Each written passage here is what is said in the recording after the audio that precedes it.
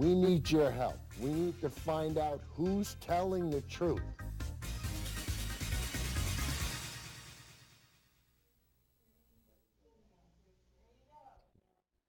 Hey, everybody. It's your old buddy, Uncle Rich, for Who's Telling the Truth. Guys, this is show 244. Today's date is December 3rd, 2018. And the name of the show is The Next-Era. And you know, a lot of people are gonna say, that sounds awful familiar.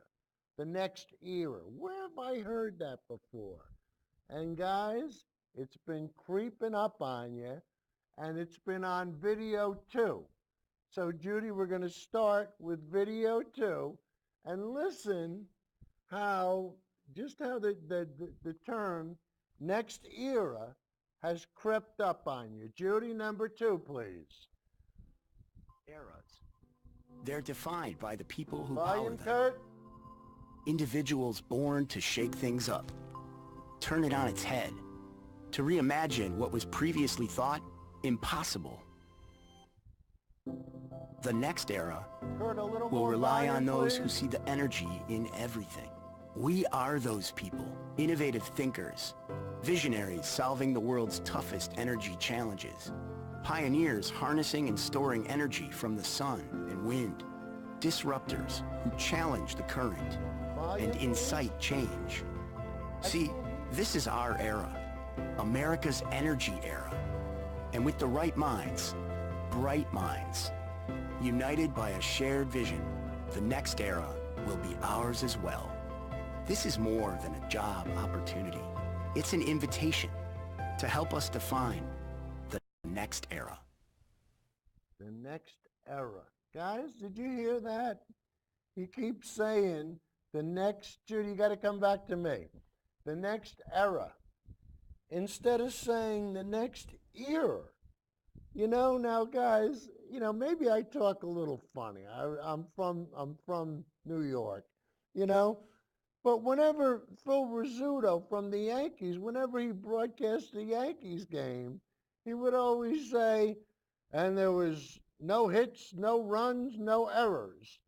He didn't say there was no eras, did he? So guys, I think it's the way you enunciate your syllables.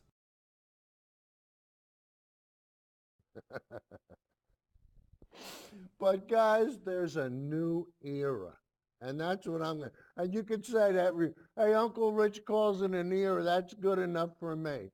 And guys, really, this new era, you got to remember, the last show we did because of what happened with the climate assessment. So Judy, let's see how nimble Judy is. Judy, can you bring up still 00, please? And guys, this is from last week now. This is the climate assessment, and I want to show you this. So now, guys, if you want to go online, you can look it up yourself. There's, I think 1,600 pages, but it's done. Okay, Judy, you can come back to me now. Guys, it's got to be done every 4 years, and it's been mandated by Congress from back in the 1800s. And the 1980s, sorry. But so anyway, so guys, that got us started last week with, climate change and the fact that Trump thinks that it's a hoax. But guys, we want to show you that we're moving into a new era, and there's changes that are going to take place, I tell you, that are going to benefit everybody. And last week I said I thought that solar was the fastest growing opportunity, the fastest growing industry in the country. Well, guys, with still number 01, we're going to prove it to you, and we're going to show you the clips later. Remember the beginning. So Judy, can you bring up 01?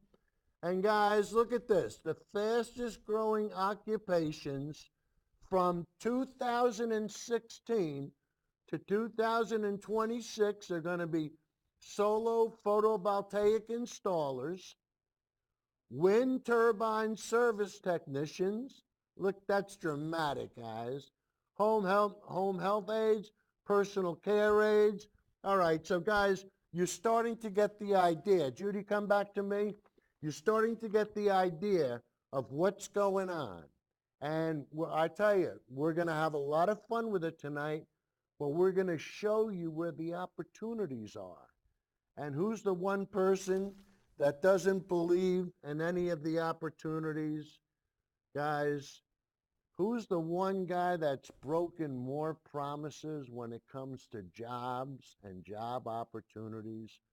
And what we're going to do is, in the beginning, we're going to show you, how deceitful Trump is, how he tricked everybody, how he fooled everybody, and then we're going to move ahead to the good stuff.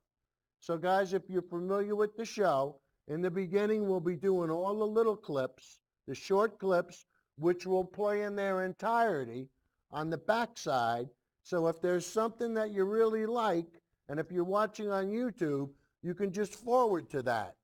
So I tell you, but guys, there's going to be a lot to look forward to on this show. So anyway, this first clip we're going to show, it's where Trump with his broken promises. So guys, Judy, let's prove my point with clip number. 9 days before the 2016 election, President Trump made this promise in Warren, Michigan. If I'm elected, you won't lose one plant. You'll have plants coming into this country. You're going to have jobs again. You won't lose one plant, I promise you. You won't lose one plant. That was just over 2 years ago in Warren, Michigan. This week, General Motors announced it was shutting down production at their factory in Warren, Michigan, and 4 other factories in North America, laying off almost 15,000 workers.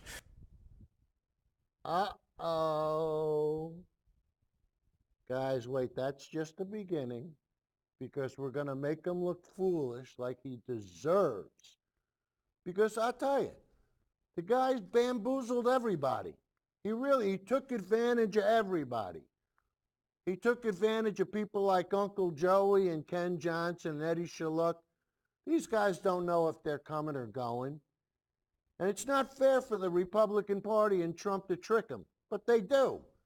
But hey, you got the Doctor of Truthology right here, and we're going to expose it all. But now we're going to have a little bit more fun with the next clip, and this is going to just go to show with Eugene Robinson how much Trump lies and why he gives us plenty of material for this show. So Judy, clip number 4, please. But it does, again, cut across the narrative that President Trump was putting out there during the campaign, and again as president, that manufacturing jobs will rush back into the United States with him in the White House. Yeah, and he promised a lot of things. He promised manufacturing jobs would rush back in, and they're not doing that. He promised that the coal industry would come back, and that's not happening. He promised that U.S. Steel would open 6 to 8 new plants. Guys, and remember we showed that about U.S. Steel. It was all lies, and the lies are being exposed as lies. And guys, it's nice when we have confirmation of stuff that we do on the show. Now, I mean, it just, when you have somebody that reinforces what you've already said, nothing feels better. And when everybody's telling the truth, guess what? But some people can't understand what the truth's all about. So, and the next clip, Trump seemed to claim that he had a magic wand. He was going to come in and create jobs and make sure that jobs weren't going to leave. And guys, what did Trump end up doing? He ended up embarrassing himself like he does so often. So Judy, let's prove my point with clip number 5, please. After the news of GM's layoffs came out on Monday, this is what the president said about what he has done for manufacturing in America. Listen to this. The previous administration They said manufacturing's never coming back. It's gone. You need a magic wand. Well, we found the magic wand, and that's actually going to be increasing by a lot in the next short while because you have a lot of companies moving in. Unbelievable. Now, again, you voted for President Trump. Did he find the magic wand to these manufacturing jobs, and do you find that comment offensive? I find it offensive. But how could you not find it offensive? Magic wand. What are you going to tell us? You got magic beans? You're going to grow a beanstalk now? But I'm telling you, guys, the one magic wands that we do have are the ends are the blades of the wind turbines. And I want to tell you, if you want to look at that as a magic wand, spinning around and around and around, now you're starting to talk my language. And guys, Next-Era, you're going to see why we named this show Next-Era. Because I'll tell you, I want to give them their dues. These guys are doing a nice job. They're spending money, and they're investing in America. And this is what is so nice about it. So, Judy, let's see what happens when you invest in the community and in farmers and in local industry. Let's prove my point with clip number 6, please. Look at those turbines. $1, $2, $3, $4. Ooh, Hazel, we're making money. Money goes back into the community, guys. Hey, they're harvesting the wind. What could be easier?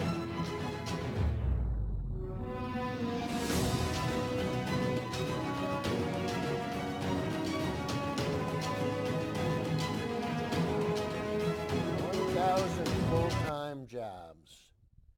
And guys, we're going to show you more. The next bit we're going to show you is going to be about Next-Era and their sun. The fact that they're building solar plants. And this is in Arkansas. So guys, if you could put up solar panels in Arkansas, guess what? We'll put them anywhere. So, Judy, let's prove it with clip number 7, please. Stuttgart Solar Energy Center Look at marks that, Next-Era guys. Energy Look at all Resources' those first panels. renewable energy project And in it's Arkansas. the first renewable And with energy 375,000 project in solar Arkansas. panels covering 475 acres, the 81-megawatt solar panels. site is also Arkansas's largest one to date. The 8-month project brought 300 construction jobs. Now the solar project is expected to provide nearly $8 million in tax revenue over its operational life to Arkansas County. You're talking about millions and millions of dollars coming into our community, so it's definitely big for our community. Millions of dollars coming into their community. Guys, I tell you, it's starting to sound good. We're going to make it sound even better with clip number 8. So, Judy, hit it. In Climate Watch, a town in the middle of a red state is an unexpected leader in renewable energy. According to the Labor Department, solar panel and wind turbine technicians are the 2 fastest growing careers in the country, and Texas is where you'll find most of those jobs. The traditionally conservative state is leading the way for energy conservation across the U.S. Steve Inskeep, co-host of NPR's Morning Edition, and up first has more. 3 times as much as Iowa. Guys, it's coming. It's coming. And like I said, if you want to watch the rest of the clip, the rest of it will be on, later on in the show. But right now we're going to show you another town in Texas, and this is Roscoe, Texas. And guys, about 2 years ago, we did a clip on Georgetown. Georgetown, Texas was, and I tell you, when you watch the whole clip, you're going to be blown away. But first, we're going to show you a little teaser about Roscoe. So, Judy, let's have number 9, please. Politicians talk about a resurgent coal industry in the U.S. Well, that industry employs about 51,000 workers. That's By it. comparison, the wind industry employs almost twice that, and there are some 84,000 wind turbines like these across the United States. States are stepping up. New York wants to harness enough offshore wind energy by 2030 to power 1.2 million homes. Holy Back in West Texas, renewable energy continues to be an economic boon. An economic boom. And that's what it is. A boom. He said boon. I say a boom. You know, you say era. I say era. But guys, the next clip is going to be somebody who doesn't say the truth. No. Let me rephrase that. He's being deceptive. And the way he's being deceptive, and we're going to have fun showing it to you, but this is Prager University, which really isn't a university. And who's funding it? Well, guys, we can get into that at a later date. But here's how PragerU is trying to trick the simple folk into the idea that wind and solar aren't cost effective. So, Judy, let's have the short version with clip number 10, please. This isn't exactly a news flash, but the sun doesn't shine all the time. And the wind doesn't blow all the time. You're kidding. The only way for solar and wind to be truly useful would be if we could store them so that they would be available when we needed them. You can store oil in a tank. Where do you store solar or wind energy?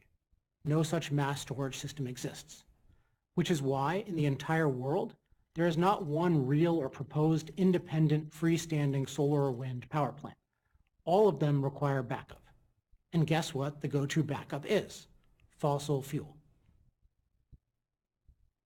So, you can store oil in a barrel, but he made the mistake of saying that you can't store electricity. And guys, this is where we get to have our fun.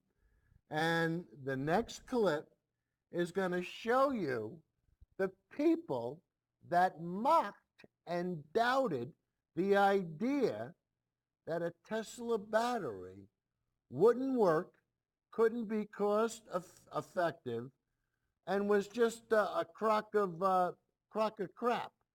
So we're going to show you the people that mocked Tesla, and then we're going to show you what resulted out of the fact that they mocked it. So Judy, number 11, please. The naysayers said it was a waste of money, but this big battery is already playing a key role in stabilising the grid. And it's doing so with a speed, precision and agility that's never been seen before. Conventional generators can't match the way the battery makes small adjustments to power supply to keep the grid at the right frequency. You wouldn't think they were batteries, This is the would market you? operator's Look at this instruction. graph. This is the response of a conventional power station. The battery is far swifter and Look more at accurate. that, guys. It's direct. I mean, a clip, we're going to show you a clip later on. The one guy from the power company says it makes adjustments within 2 millionths of a second. That's pretty fast. Hey, Judy, that's dynamite. Looks great. I love that blue graphic we got down there. That really does make it look nice. All right, so anyway, now we're going to show you how mother is the, wait a minute, is the mother, what's the word? Is the mother of invention? Necessity is the mother of invention. And look what necessity has wrought. So, Judy, let's have clip number 12, please. Welcome, everyone, to basically the announcement of Tesla Energy. Tesla Energy, a new company.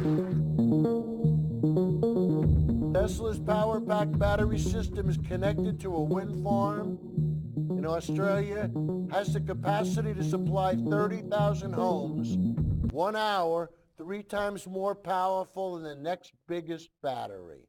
And guys, we're going to have some fun because we're going to go, Judy, come back to me. We're going to take a good look at the batteries, and I tell you, we're going to leave no stones unturned. And guys, to take it one step further, we're going to show you a little island that is now completely taken care of with solar panels and batteries from Tesla. And I'm going to read you this because you're not going to believe that they're not going to burn any more diesel fuel. Well, virtually any more. No, I don't think any more at all. But anyway, we're going to play the clip and look at the difference solar with battery backup can make. Judy, number 13, please.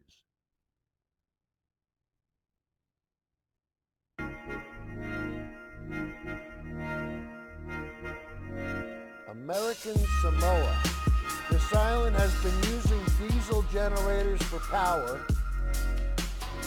One generator burns 300 gallons of fuel per day. I guess 10,000. Whoops, I missed it.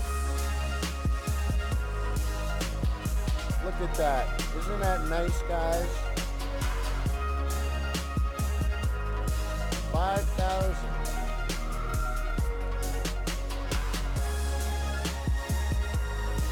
All Tesla power packs. It can stay 3 days without sun. Can you imagine that, guys? And when does a tropical island not have sun for 3 days? Guys, we're all going to benefit from solar. A diesel-free future. Solar and battery storage. And you're looking at it right now. You're looking at the future. It's that easy. It's that simple, guys. And the last short clip we're going to play is on the last show.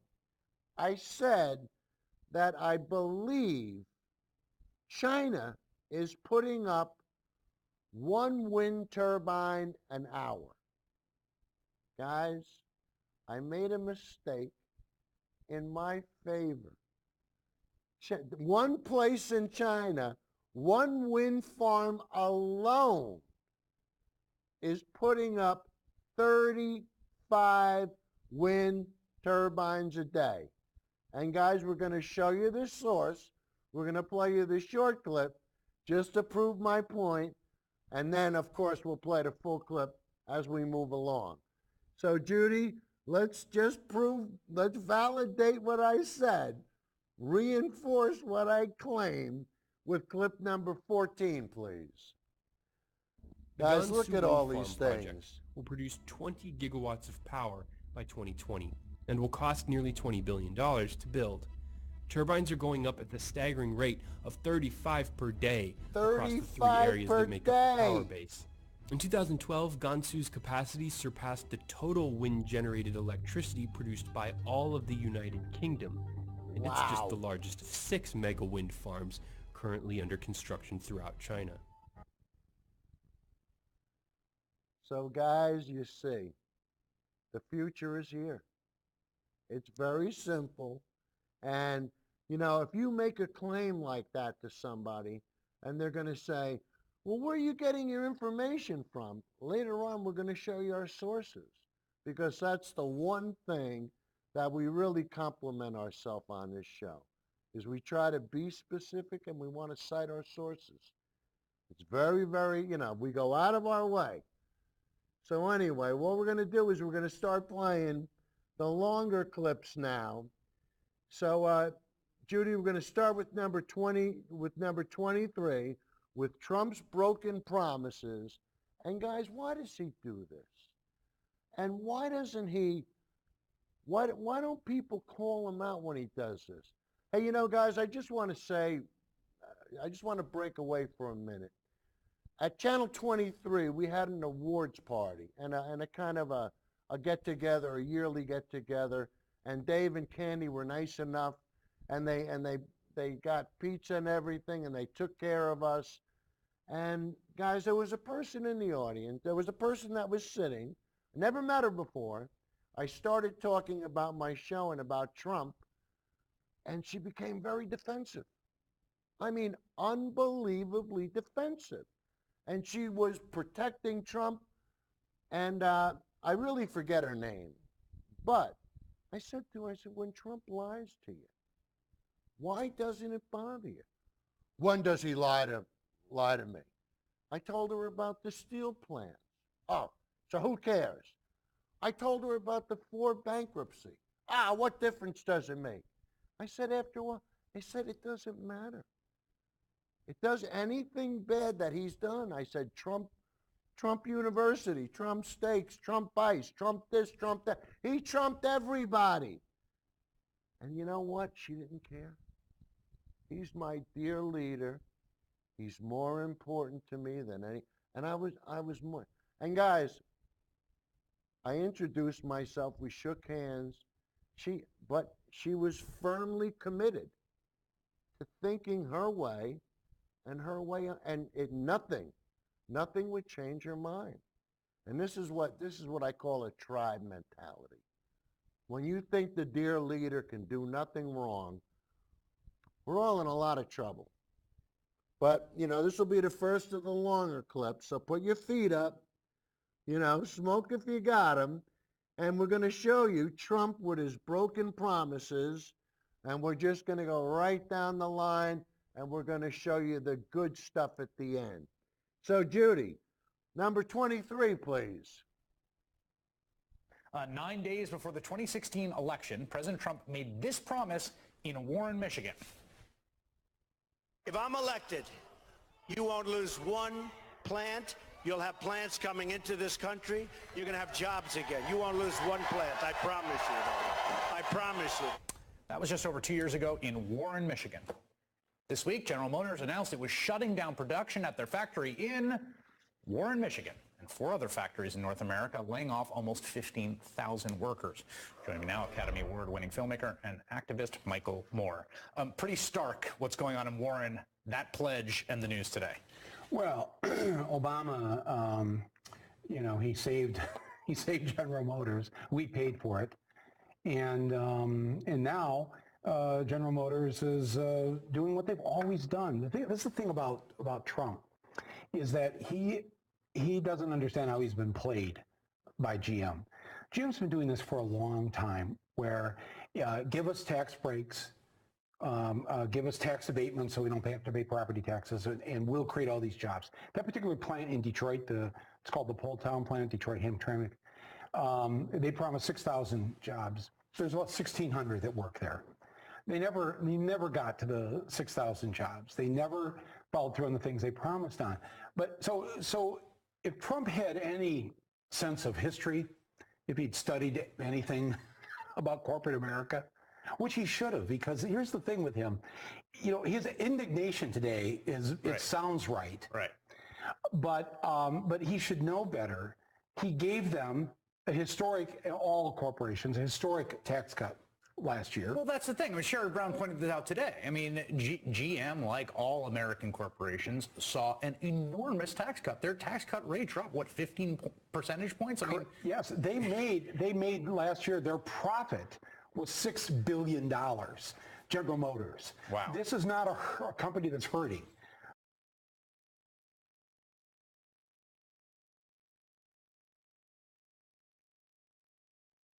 $1 billion.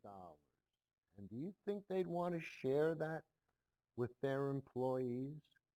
Do you think they'd want to change, instead of building the sedans that they were building, why don't they link up with Tesla? Tesla can't complete the amount of orders they're trying to make. I mean, what's going on here? Well, part of the problem that's going on is the fact that Trump's in office. He doesn't know what he's doing, and we're going to prove it when GM cancels 14,000 jobs, and you're going to see the lies. Just look at the lies, and they're nonstop. And you think that after a while, people like Uncle Joey would say, okay, Okay, stop insulting my intelligence. But I don't know if they have any intelligence. I don't know. I don't know what it is. I don't know what was going through that woman's mind when in a room full of people she'll defend a liar. Is that what people did with Hitler? Is that how they responded to Hitler? I don't know. You got to tell me. I can't figure it out. But you know what? We're going to keep watching the video. So, Judy, number 24, please.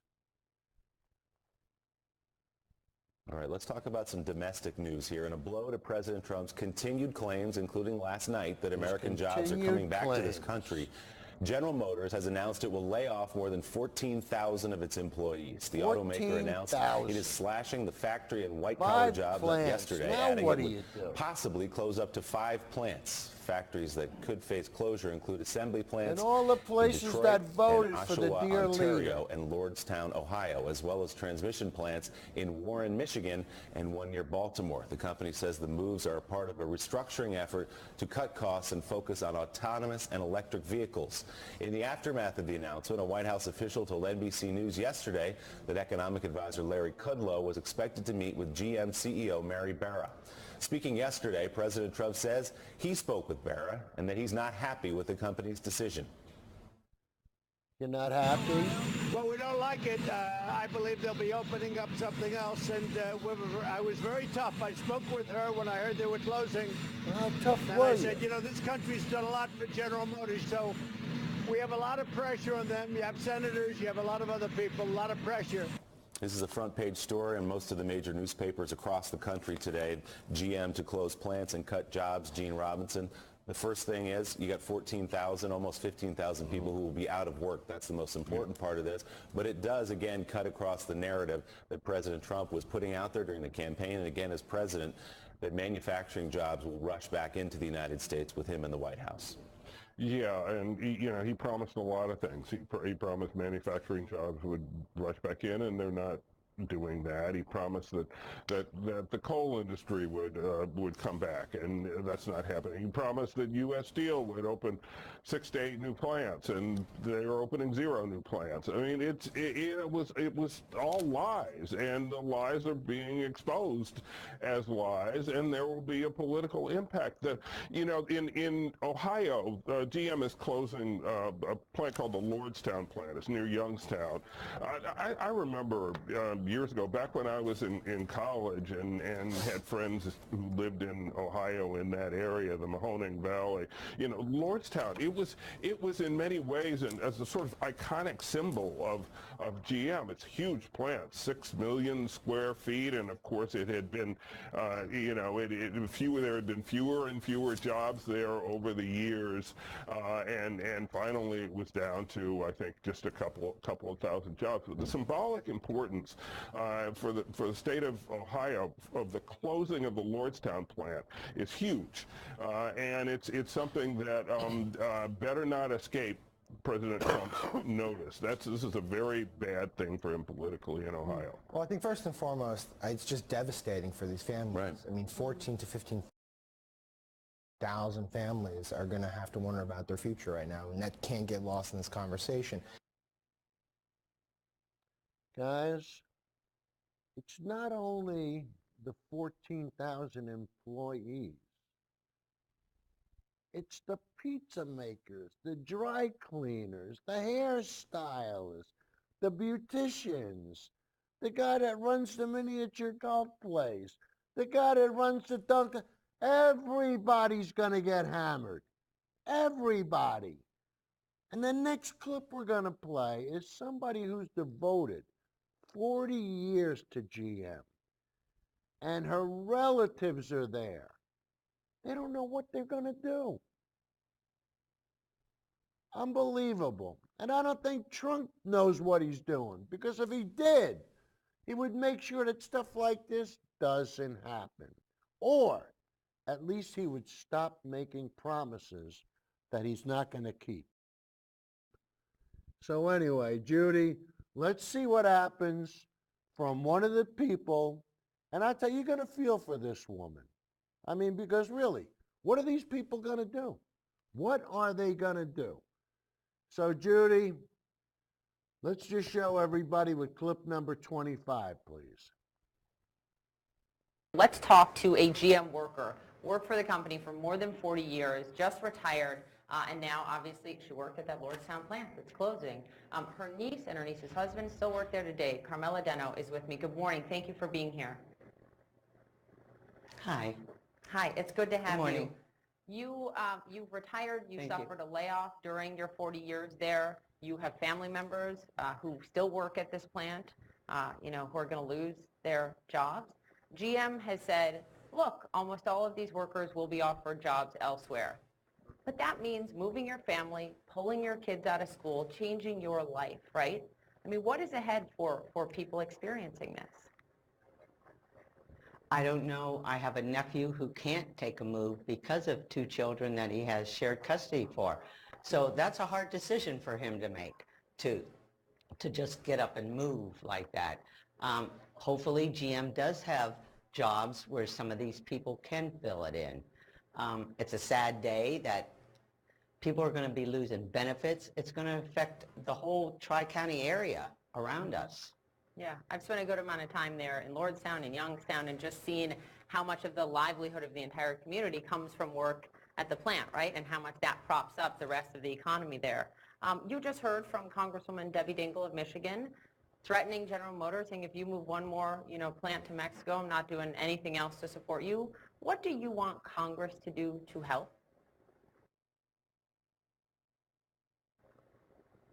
No, Judy, stay I don't with know it. what they Stay can with it. do. All I know is I agree with her. Our jobs need to stay here. These people are the ones that will keep the economy in this area alive. With no jobs, how can they do that? My nephew said he was afraid to buy a car. And Because of payments. Understandable. And I should note you're, a Republican. You voted for President Trump. You're agreeing with the Democratic Congresswoman on there. This is beyond politics. Let me have you listen to what the president... It is beyond politics. It's not Republican, Democrat. It's getting these people back to work. Yeah. Making the plants. Let's make our products here.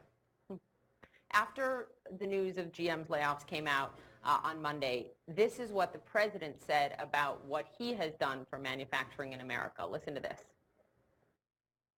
The previous administration, they said manufacturing's never coming back. It's gone. You need a magic wand. Well, we found the magic wand, and that's actually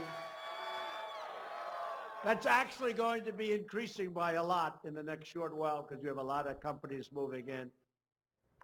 Now, again, you voted for President Trump. Did he find the magic wand to these manufacturing jobs, and do you find that comment offensive? I find it offensive. We are the magic wand. We are the people that kept GM here all that time. We are a caring community. We are a good workforce. I feel we kept GM here, not any president. Carmela Deno, thank you for being here. Thank you for the 40-plus years of work you did, and we are thinking about your nephew, your niece, rather, and her husband, and all of those workers. Yeah, I have a niece and her husband work there, and their son is a juvenile diabetic who needs medicine every day. And they're going to lose benefits. This is the human impact of layoffs. Thank you for being with us and sharing your story. The human impact. And, do you really think the board members of GM really care? The only thing they care about is their profits, right? And, the audacity that, the audacity for Trump to say that companies are moving in when it's just the opposite. It's ass backwards. Right, Uncle Joey? You wonder why Uncle Joey gets everything ass backwards. And, this is beyond politics. So let's stop with the political nonsense. And let's start to take a look at the possibility and the prospects of the future. And now we start to get to the rewarding part of the show where, hey, guys, if you know somebody looking for work, good work. better than a living wage with benefits? We're going to show you some answers now.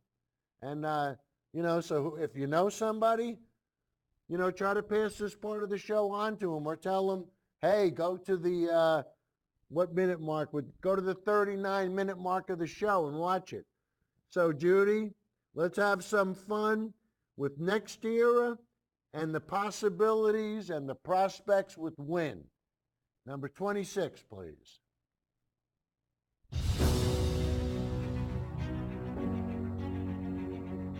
Guys, this video is so professionally done.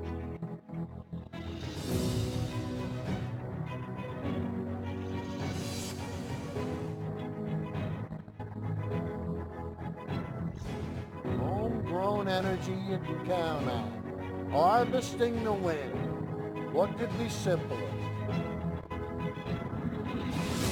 $1, $2. I don't like them that close to a house, but you know what? If that house is getting free electricity, hey, who cares? Tens of millions of dollars. Schools. Hey guys, everybody benefits. You're harvesting a new crop. It's that simple. Really that simple. And you give it to your kids. What could be better? Tens of thousands of construction jobs. Thousands of full-time jobs. Maintain the roads because you got to get between the turbines. Holy, that's 2,300 miles of roads. Wow.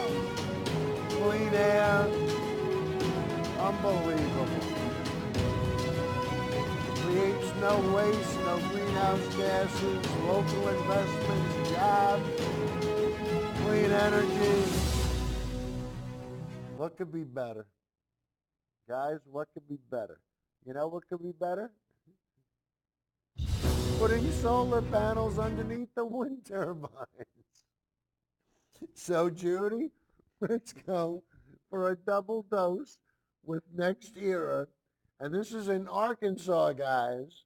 So if it works in Arkansas, it'll work everywhere. So, Judy, number 27, please. Nice.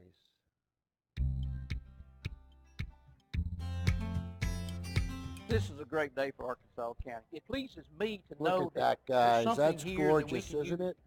a natural resource that comes again, and we can use it to heat and cool our homes and provide light for them as well. 5, 4, 3, 2, 1. Southeast of Little Rock, in the town it's named for, Next-Era Energy Resources Look at all Stuttgart those Solar panels. Energy Center How long officially did it began take to providing put them power up? to Entergy Arkansas's customers. Through this partnership, we are bringing affordable renewable energy to all of Entergy Arkansas's customers. We are honored to be in Arkansas, and we look forward to continuing to invest in this great state. Having a large facility like this, 81 megawatts, really a big deal for us. It shows that we're looking to expand our portfolio into the renewable arena. So we're very excited about having this plant. Stuttgart Solar Energy Center marks Next-Era Energy Resources' first renewable energy project in Arkansas. And with 375,000 solar panels covering 475 acres, the 81 megawatt solar site is also Arkansas's largest one to date. The 8-month project brought 300 construction jobs. Now the solar project is expected to provide nearly $8 million in tax revenue over its operational life to Arkansas County. You're talking about millions and millions of dollars coming into our community, so it's definitely big for our community. Arkansas Governor Asa Hutchinson says the investment in renewable resources also attracts international business. I've been all around, and I know particularly in Europe that if you're going to recruit investment in the United States of America and you want to compete, you better have sources of clean energy.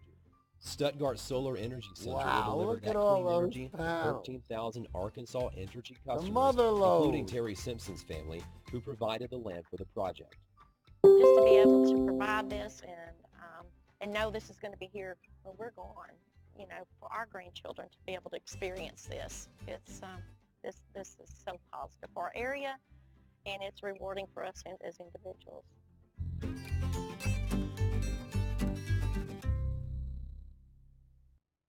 Wow. So guys, didn't she say that she gave the land to the solar power company so that her kids, her grandkids would have something? Now that's a donation. That's a meaningful donation. When somebody gives something like land to a solar project, you know they're committed.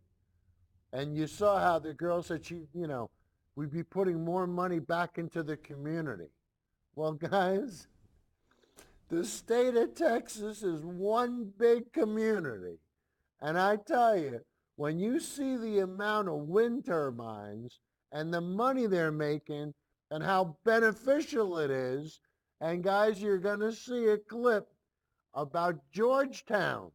Georgetown is in there, and we did a show on Georgetown about 2 years ago.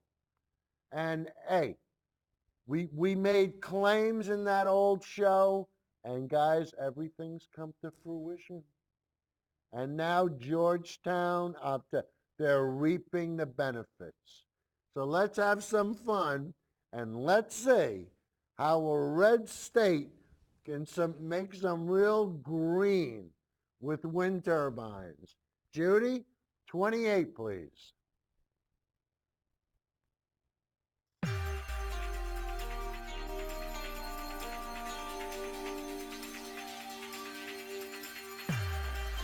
In Climate Watch, a town in the middle of a red state is an unexpected leader in renewable energy.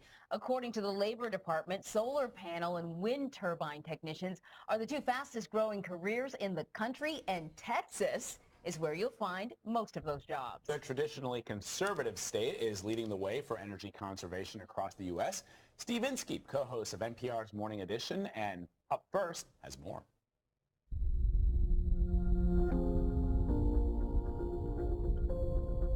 How many miles of wind turbines are we walking through here? From the furthest point out on the project to the furthest point out back there is right about 13 miles.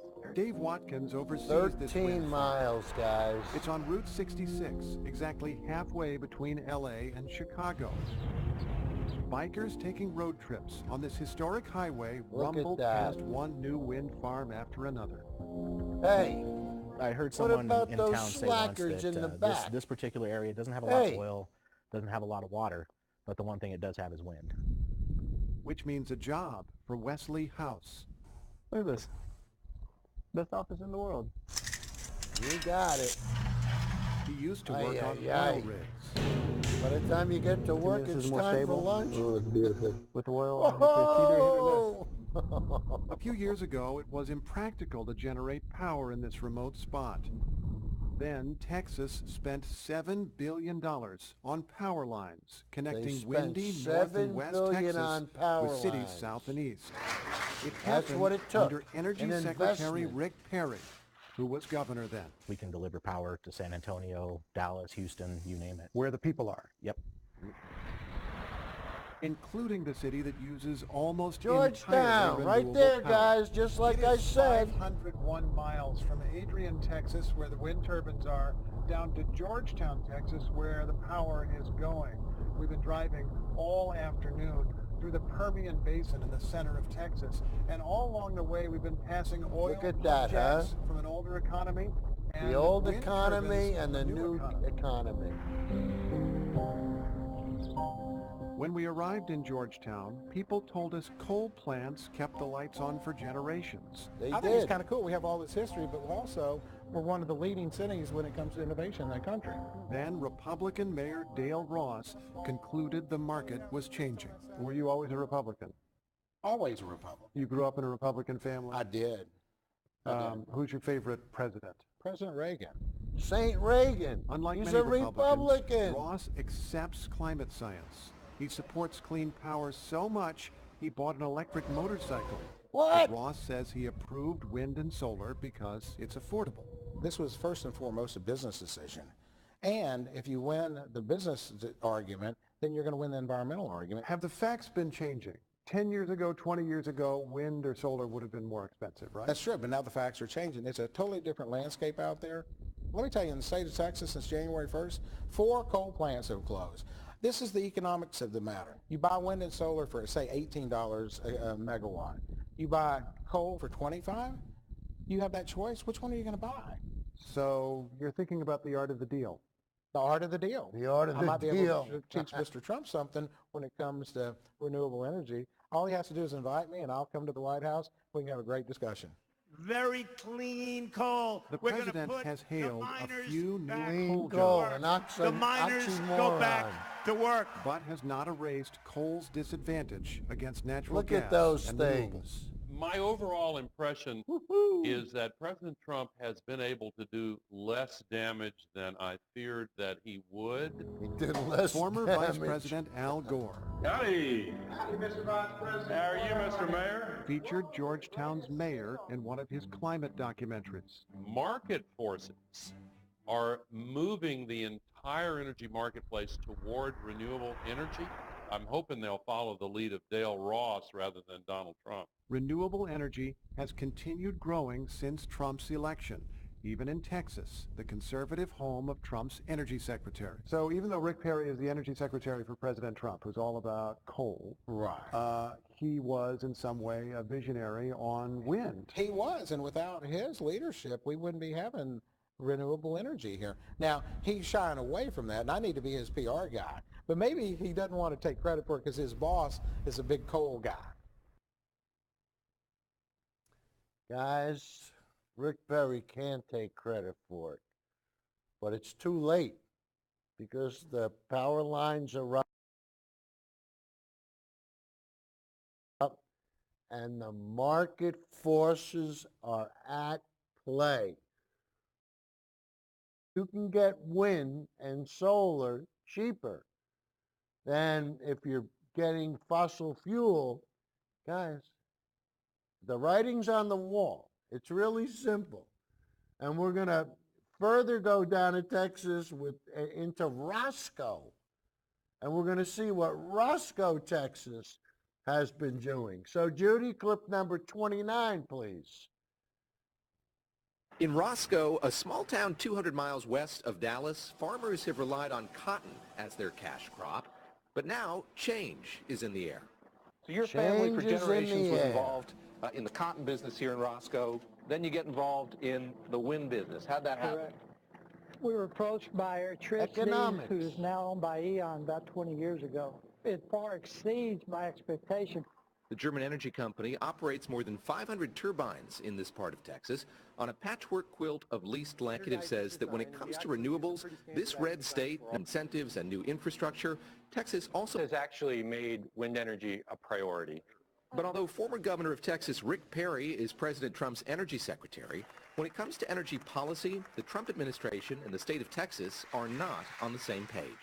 We have ended the war on American energy, and we have ended the war on beautiful, clean coal.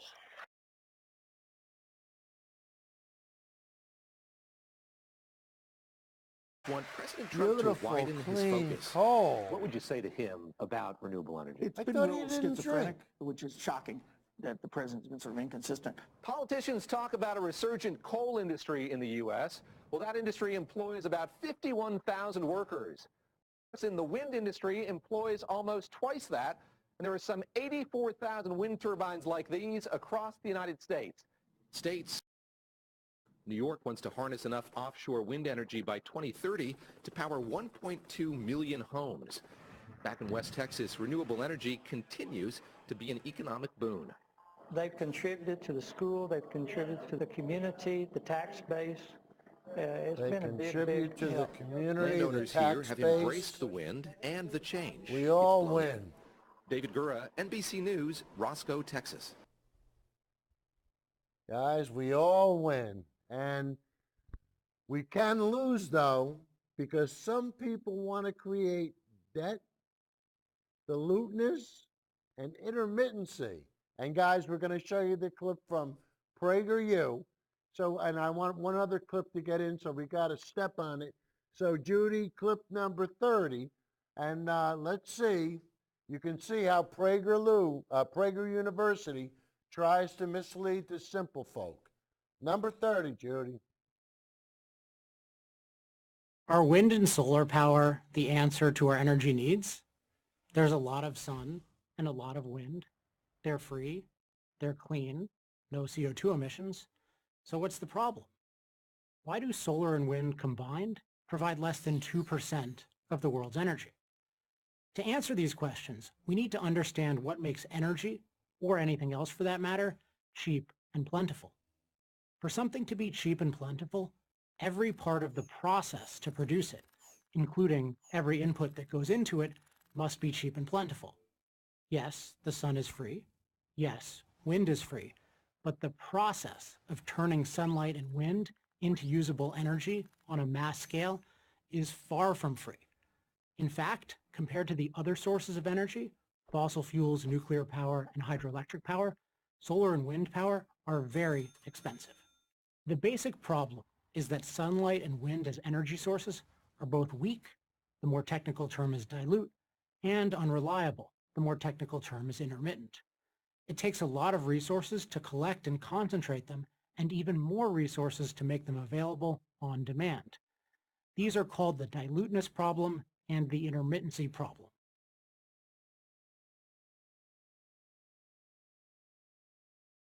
They want to create doubt, just like they want to get people to think that smoking cigarettes isn't that bad for you.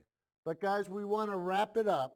And Judy, I'm going to give you a little bit of a curveball because we want to end up with clip number 32, which is the launch of Tesla Energy. So once again, we're going to prove, there you go, let it run. We're going to prove that necessity is the mother of invention. And the battery went online. The biggest lithium-ion battery began dispatching power.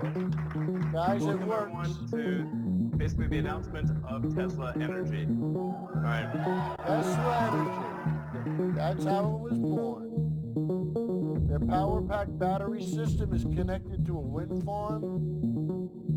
It has the capacity to supply 30,000 homes for 1 hour, which is 3 times more powerful than the next largest battery. The storage solution has been subsidized by the government, which is building. Whoops. It follows blackouts last year that sparked a nationwide debate about the reliability. The mega battery marks the latest phase of lithium-ion battery conversion. Advocates say it's transforming the world's energy system by enabling. Judy, you did a nice job. Guys, she got the credits rolling just nice. I want to thank Judy. I want to thank Kurt for doing a dynamite job. Hey, and there's our buddy, Marco from Martino Pizza. He really hooked us up, guys. So guys, we'll see you next week. And I don't know what's gonna happen because I've been busy doing the show. And has Trump shot himself in the foot yet? I guess we'll have to wait until next week.